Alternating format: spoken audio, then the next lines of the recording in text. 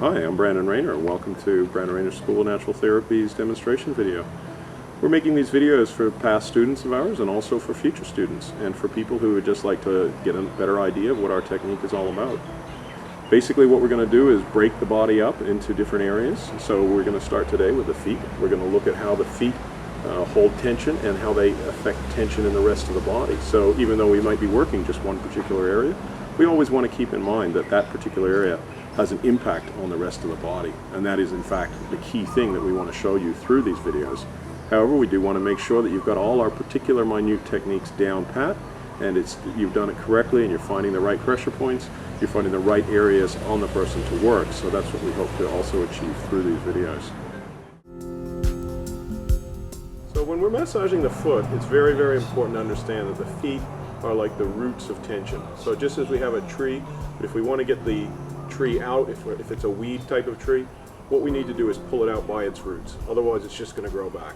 Now the roots of most people's tension tends to be in the feet or the hands or the head, but the feet are very common. We're constantly standing on our feet.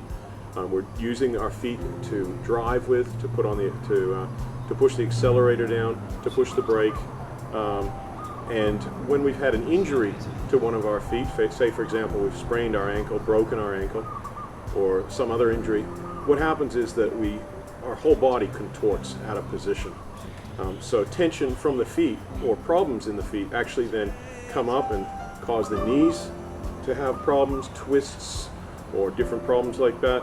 And then they cause the hips to have problems, and then they'll come up into the back, into the neck, into the shoulders, into the chest. So a lot of cases, even in terms of shoulder problems, they can be helped through working the feet. So the feet are extremely, extremely important. In fact, they're in 80% of people, they're more important than their hands.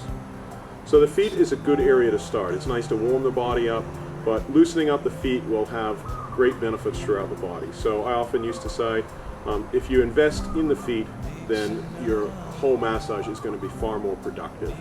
Most massage therapists tend to spend a lot of time just working the back or working the bigger muscles of the body like the thighs and the buttocks, that kind of thing, but the feet are the most important. However, they are very detailed. There's a lot of pressure points, a lot of tiny areas that need to be worked in there to do it properly.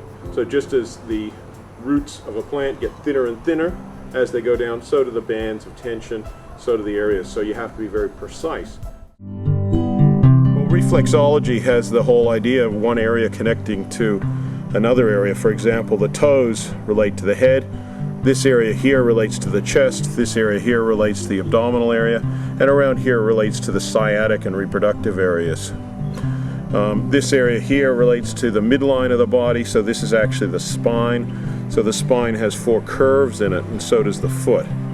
Okay, so we've got our cervical area, which is the neck, then our thoracic area, which is the chest, then you've got your lumbar area and your sacral area.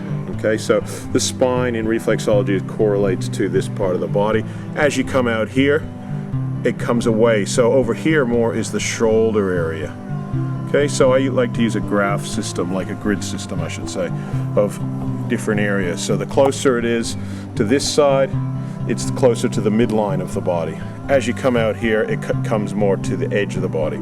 And of course the left foot relates to the left side of the body, and the right foot relates to the right side of the body. So certain organs will only be on one foot, like the liver and the gallbladder will only be on the right foot. The large intestine will come across both of them and come down, and the heart tends to be more on the left foot as well. So we keep our reflexology fairly simple. We don't necessarily follow one particular pattern, but the basic goal of reflexology from our perspective, from a Raynor massage perspective, is to find any bit of tension and get rid of it.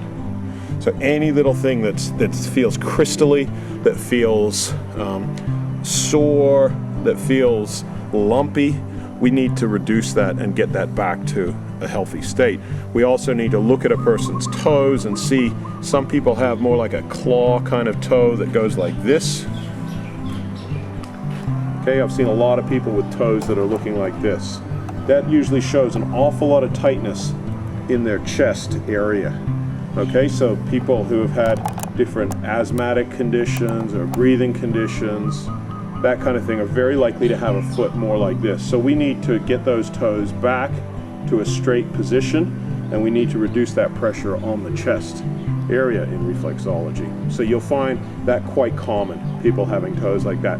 They may have had toes like that all their life, and to a certain extent some of that can be genetic, but it'll always indicate problems. So the more we can kind of loosen those toes and get them to go back to a nice straight position, the better it's going to be for that person. That can take quite a few sessions. Oftentimes for somebody who's older, who's got that, it could take 10, 20 sessions, and gradually, their feet will straighten up, and that will totally change their whole posture, and it'll totally change their whole chest area, their breathing patterns.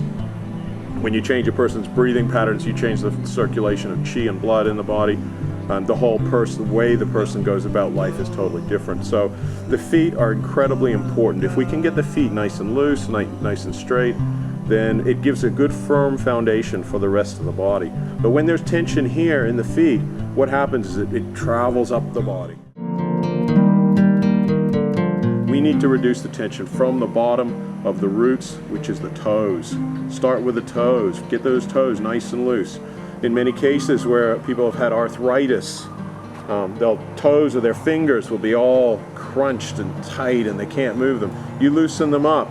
Arthritis can be helped significantly through Raynor massage. It requires a lot of patience working on, it may require you working on one toe or one finger for 10 or 15 minutes to really loosen it up and just go into the tiniest minute detail of that joint just to get it nice and loose. But that benefit will be amazing for that person who's got that arthritis or who's got that really tight toe condition.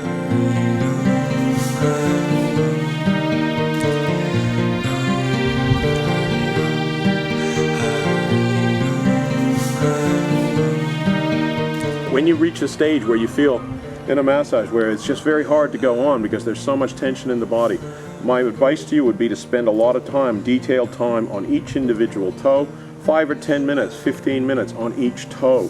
That may be a whole session that you do, 1 hour work on just the toes.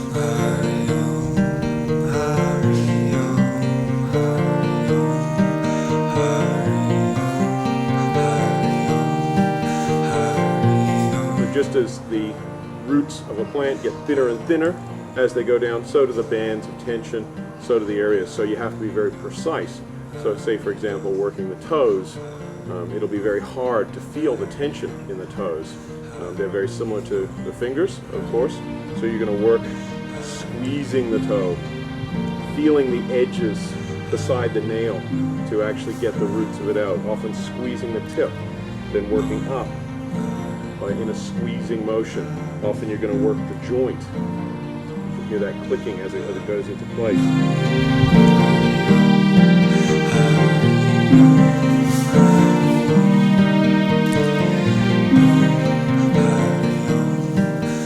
Working right beside the nail, squeezing that point, coming up beside the toe, working here. The big toe is one of the most important areas in the body, funnily enough. With the big toe, we can move it around a lot too. We can stretch it this way, then stretch it back that way. We can pull it while it's stretched. In the stretch position, we can then apply pressure through here. This area in reflexology relates to the neck.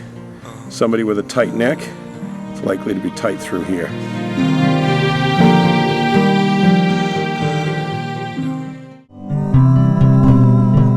So we can work up the toes, work the toes extremely thoroughly. Then we can start to work in between the metatarsals, which are the toe bones. As the toe comes up into the foot, we can see here these areas are the metatarsals, these bones here. So we're going to work in between.